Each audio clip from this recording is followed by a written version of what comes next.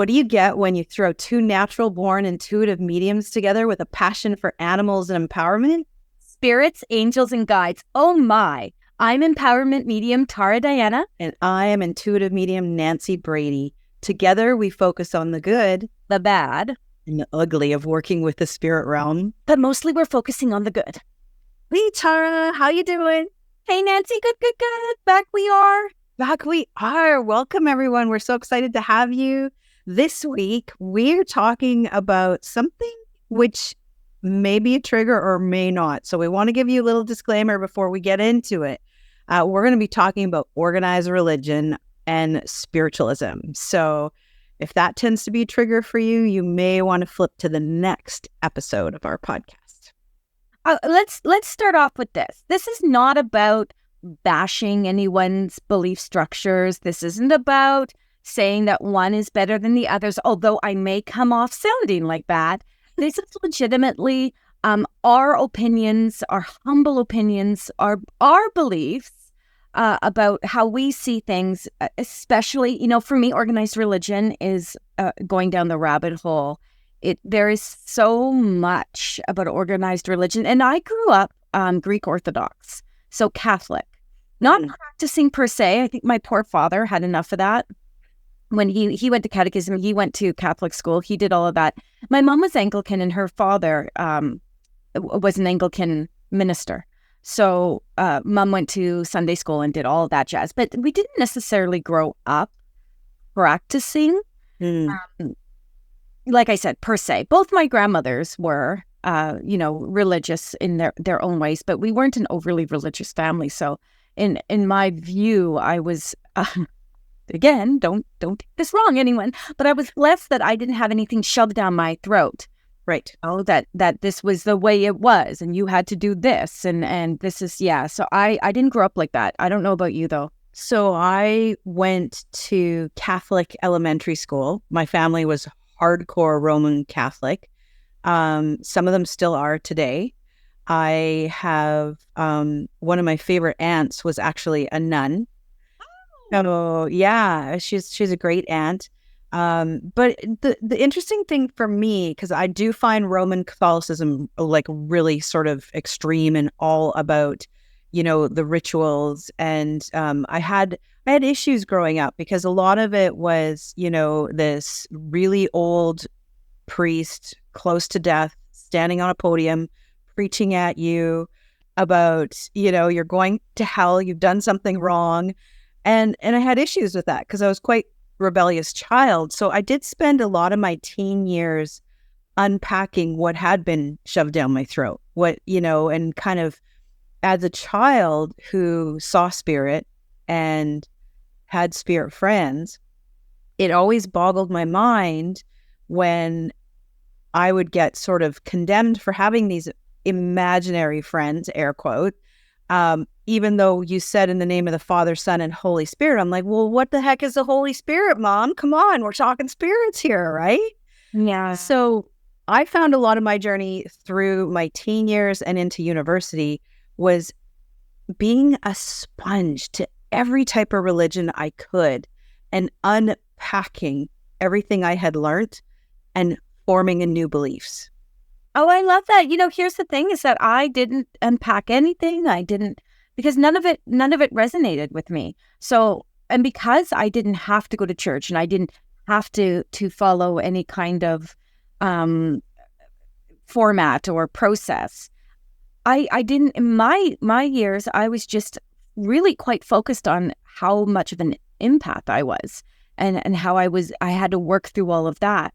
Right. So for me, the religion aspect, I just never took to. I was never interested in. I went to this thing called Pioneer Girls, which was some kind of biblical group. I don't even remember. My sister might remember, but I remember I went because I had this little group of friends in elementary school, Joanne Lowry and Kathy and all these people, and they all went. So, and then mums would call up mums and be like, and oh, okay, go. And yeah. It was okay. I mean, I don't feel that there was anything wrong with it. I remember we went on a camping trip over to the island and stuff, but I don't remember anything biblical about it. I don't remember anything. But as I started to develop my spirituality, when I was, I did all this work for a long time, but I was more in my empath stage that was working in spirituality until I was about 20, 25. But when I started to do that, I started to look at the things in the Bible and I was like, I just didn't, Nancy. I didn't get caught up in the Quran or in the Jewish religion or anything, like none of that. Buddhism kind of interested me, but not enough to dive into it, because once I realized that I communicated with spirit, whatever that meant, in whatever capacity, no one ever shut me down because I had imaginary friends. Mm-hmm. It took me to a psychologist because I couldn't sleep at night. I was up with all these imaginary friends. Yeah. But no one ever shut me down. No one ever said you can't have friends or they're not real or anything. Like, no one ever did that. But when I started to look at it, I thought, okay, the 10 Commandments are common sense. If you're a good person, you're not going to do those 10 things. You're not going to cheat on your partner with your neighbor's wife, and you're not going to steal from them, and you're not going to, do unto others as you would have done to you. I mean, those things were to me, they're just common good behavior. Mm-hmm. So why would someone feel they had to stand from a pulpit? And then when I found out that you had to give 10% of your income to the churches, and I started to look just a little bit. Just want to make that clear. I never deep dived into this because I already knew that none of this interested me, that it felt fake, phony. And let me put this to you, Nancy, just like you said a second ago to your mom. If you can believe in a God, goddess, Buddha, Krishna, whatever, mm-hmm. and you can believe in the archangels, then why do you have such a problem believing that we can communicate with other beings? Exactly. I do know why. I'm going to tell you why. Because it says in the Bible that it's evil to do so. Mm-hmm. Then the people who do that. Now, why would they tell you that? If everyone is a psychic and everyone is a medium, whether you believe that or not, that's my belief structure. But if everyone is a psychic and everyone is a medium, Nancy, why would they tell you that it's bad to do that? Because they want only one group of people that can stand and do that. They don't want you to go out and say, wait a minute, I can do the same work that the priest or the minister or I don't even know what you call other people, pastor, do. I can do that. I can be a good person and I can speak my virtue and I can speak good words to people. They don't want you to do that. They want you to be under their thumb. And that is exactly why they said it's heresy or whatever that word is because they don't want you to do it because they want to have control. So for me, organized religion in a nutshell is about power and greed, control. I'd have to agree with you. And I know, speaking from being raised in a Roman Catholic environment, it's a lot of patriarchal control. Oh. And, with having done the studies and the deep dives that I did, it was very interesting to me because when you drew the common thread through every religion in the world, there's one unified belief globally. Okay. In something bigger than ourselves. True. And when I sit here and we're listening, whatever year it is you're listening to this podcast, we're recording it in 2024. But in 2024, when you think about people are reading a form of text that has been written and reinterpreted and rewritten and read over and over and over and over again, and there is proof in a lot of the found scriptures throughout time that women have been eliminated from the Bible. And this is where I feel we may have some triggers to the audience listening to us. And again, these are just the opinions of these humble podcasters, but that is also where I have a problem. And again, this comes back to what you said that really resonates with me, Tara. It's about having the thumb on the pulse of people so you have control. So if you eliminate women from the Bible, well, go figure, then you can control them because you take away their power. And you do a lot of work with goddesses, and you do a lot of work. We have friends who work with Mary Magdalene. There's a reason that she was written into the Bible as a prostitute to take away her power. I was going to say that, take away the power. Every woman in the Bible, and I can only speak to the Bible, again, because that's what, I was somewhat brought up with. What we know. Yeah. We know. But every single woman in that Bible, for the most part, has been given a role that is degrading. Yeah. In someone's eyes. I don't find being a prostitute degrading. So, Nor do I. I mean, women have done what they've needed to do through generations to make money and look after themselves and put food on the table. There's absolutely no judgment from, I think, either you or I about people having to do what they have to do. But let's just go a step right to the point of it all. I mean, isn't spirituality, at least the kind that we practice? So when I say I'm of service, what I'm saying is that I am working with spirit, whatever spirit is. I don't need to know. I've channeled Mary Magdalene. I've channeled the energy of Mary Magdalene. I've channeled the energy of Jesus Christ. Does that make me special? Absolutely not. It is energy that comes through and projects a message. Now, here is what I feel is the biggest key and a difference between spirituality and organized religion is that the spiritual message is based in improve yourself, believe in yourself, know that you are capable. Whereas the message from the church is ask us to do the work for you. Come to us because there's no way you can do it without us. Yeah. And then you better repent because you've been nothing but bad. Right? Oh, good come to me. I use this saying, I give credit where credit's due. It's Lynn White, another medium in work person we work with, good friend. Good come to me, good go through me. That should be the one consciousness is love.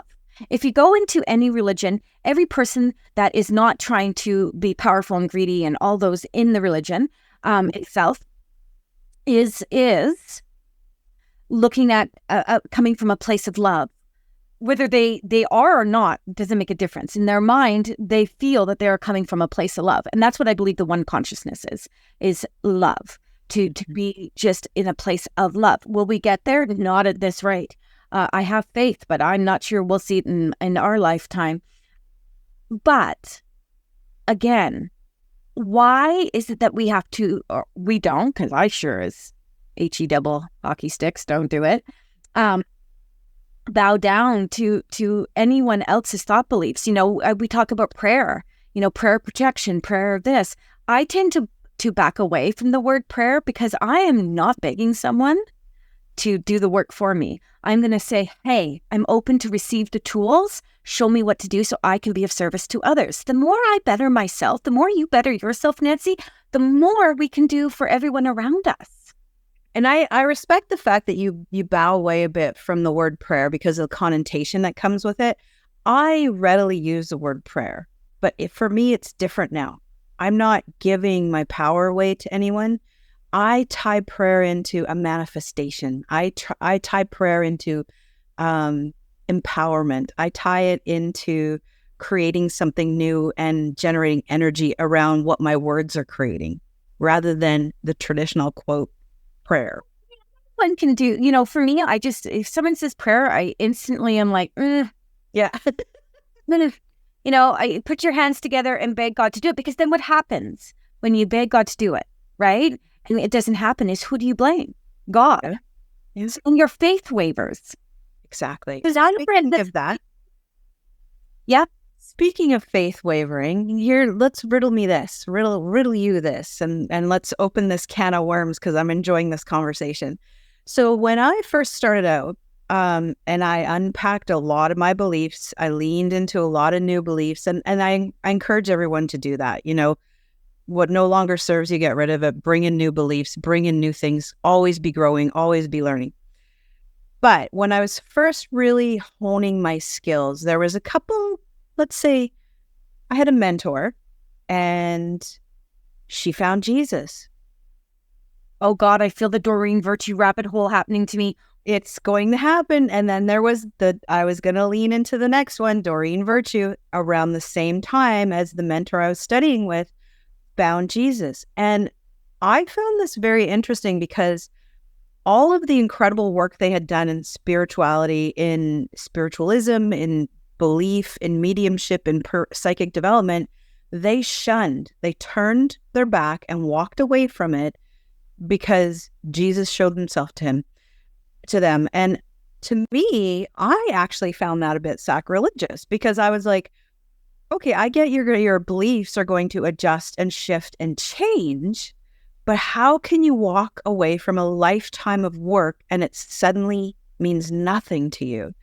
And it rocked my foundation because then I was like, okay, everything I believe in, what does this mean? And so I actually was a little bit pissed at them. I'm going to be honest, because I found it as they were training about open mind and belief and growth. And then what I saw them do is they went close-minded, narrow-focused, only one opinion was right. And what's your thoughts on that?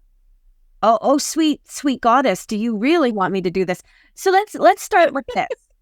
If you are practicing spiritualism in the sense of the metaphysical world, okay? Spiritualism is a word that can be associated with every religion out there. So I can be I'm very spiritual. When we talk about it, you and I are talking about it from a place of being of service to spirit.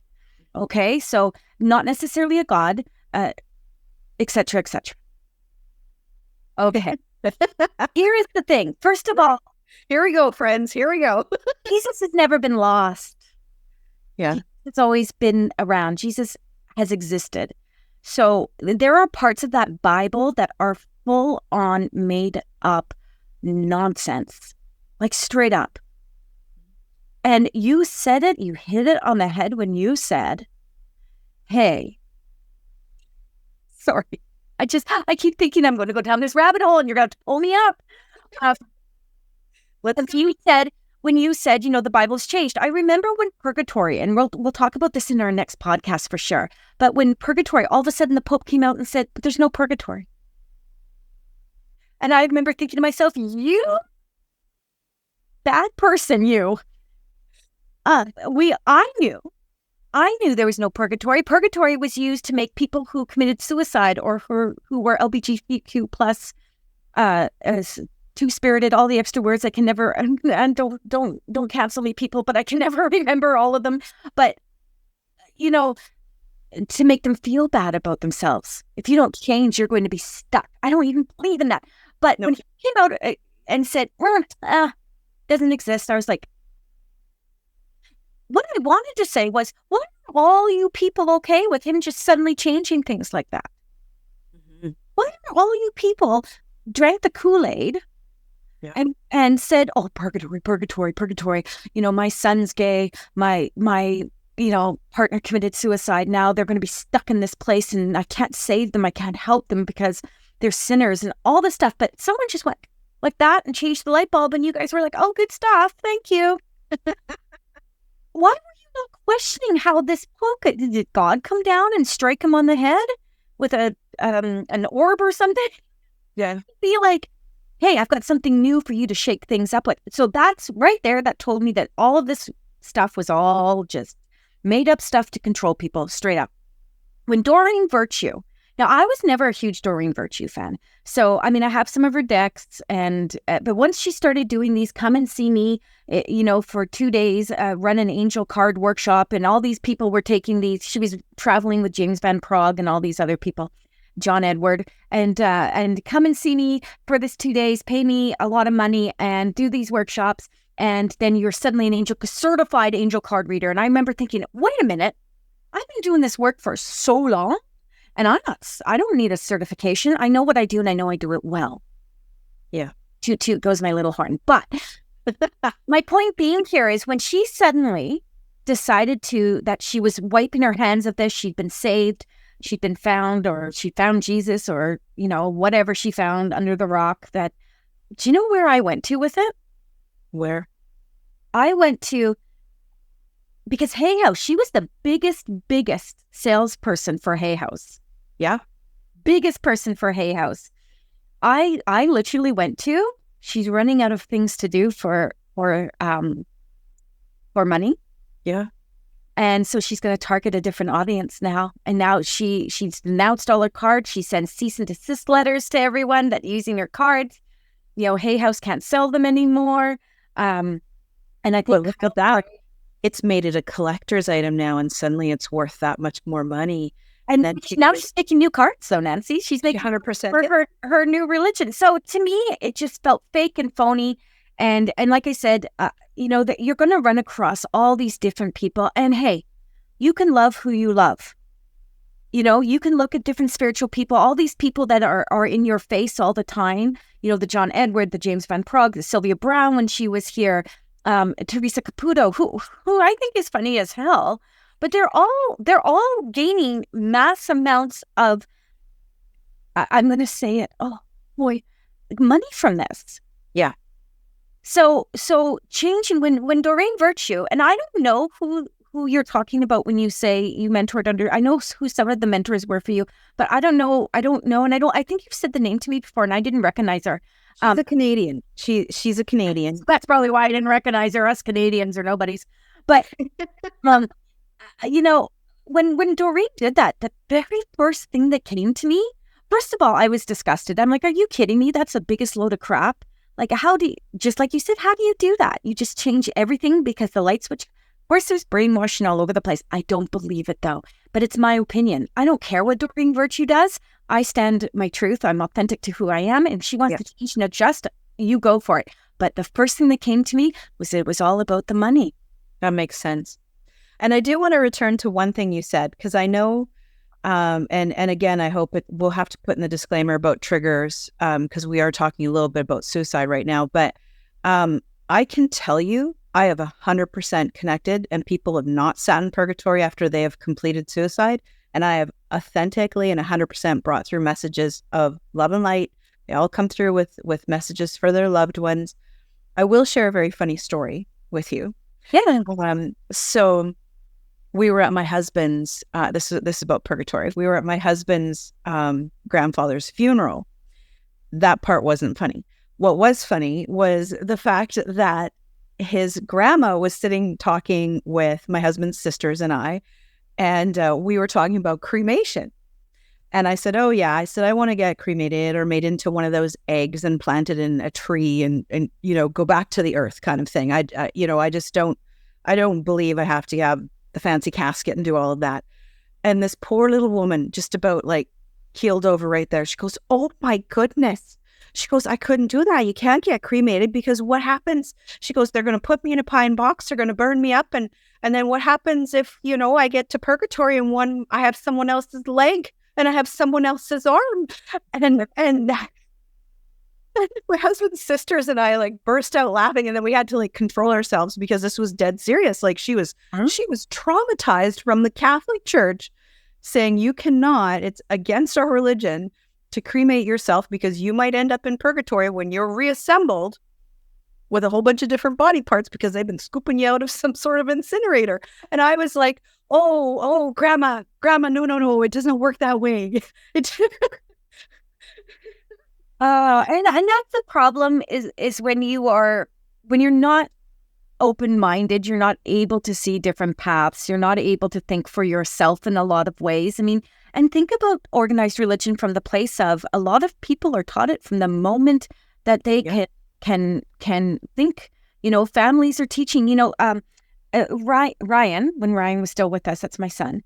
He played a lot of lacrosse with a lot of families that were Catholic. They all went to Catholic school. The boys, they all grew up with catechism and all these things. And Ryan, of course, Ryan was Ryan, but yeah, he didn't with any of that stuff. But those things were. It's almost like an indoctrine, you believe that God is going to do this. You believe that you have to do this to be a good person.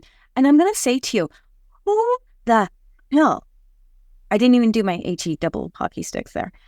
Who the heck can tell you whether you are a good person or not? Because we have to go through so many stages. And who needs the pressure of someone else's judgment on your shoulders? Keep you in line. How do you grow? How do you learn? How do you do any of that if you're constantly worried that God or Jesus or, the Holy Spirit or whatever is looking down on you, judging you? Mm-hmm. And the Spirit is sitting up there going like, I have all the time in the day to tell Nancy she's acting like a dumbass.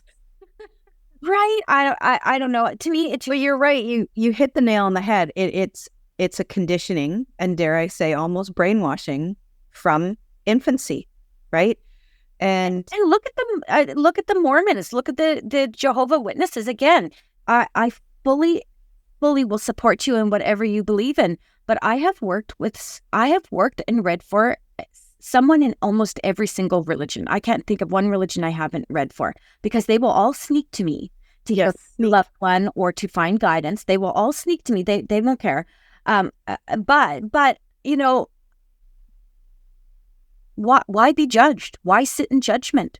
Mm-hmm. Judge yourselves. We are our own worst enemies most of the time. So what if we just spiritually bought into the philosophy of, if I'm a good person, good things will happen to me? Yeah, I love that. Without going, if something bad happens, I'm not a good person. Yeah. Without doing that, because we are all here with purpose. We're all here to learn a lesson to help us ascend, whatever that means. But I would get your ass grounded first before I start worried about how we're ascending. And if you are focusing on someone else's belief structures because it's been written in a book which has been written 395 times, and they take things out of it whenever it serves them. I think right now we have suddenly decided, the Pope has decided that we can bless same-sex unions. Yeah. No, and so now we're heading in another different direction. And I guess God came down again with a lightning bolt and said, hey, we got to shake things up, do something good for a change. What? Wouldn't we just let people love each other, whomever they wish to love? Exactly. It's all about the soul loving the soul. Yeah. It's all about the soul loving the soul. Well, I couldn't agree with you more. And on that note, I think our overall message is we just got to love each other and just believe in yourself and empower yourself, and don't let anyone put their beliefs on you. You know, if you were going to take a lesson out of this podcast, it is Tara is very angry at organized religion. But here's what I'm going to give you. Be mindful of what makes you feel good. What feeds your soul? Is it the belief structure? Take the 10 Commandments and look at them from the place of, shouldn't everyone just know this? Should this not be something that is having to be given to us? Should we not be taught to be the good people from the very early age of, when we can open our eyes and take that breath and just know that we are good already? We are not born sinners. We are taught certain belief structures. Be open-minded, follow your own path. If something doesn't suit you, you don't have to cut everyone out of your life because of it. But cut what doesn't feel good to you and focus on what makes you feel good. Because in the end, my beautiful friends, when you feel good about yourself, the energy that you bring to yourself, you will emit that out like little pheromones out to everyone, and they will feel it, and you'll be doing good work. Just from that space of loving yourself, you will be able to send others love, to show them how they can be passionate about who they are.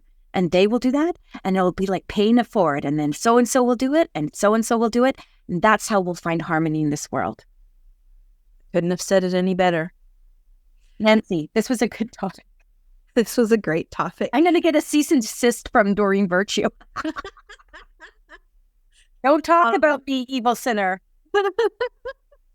Everyone, thanks for listening. And we look forward to you dropping in with us and having a chit chat next week. Thanks, everyone. What are we talking about? You didn't tell. What are we doing? Guess, well, next week we are going to talk about ghost hunting shows, rescue mediums, and what Hollywood has done to it all. Oh, and I just feel the trigger warnings happening again. Okay, boo. Thanks so much for being my partner in all of this, and we'll see you next time. Right back at you. Bye, everyone.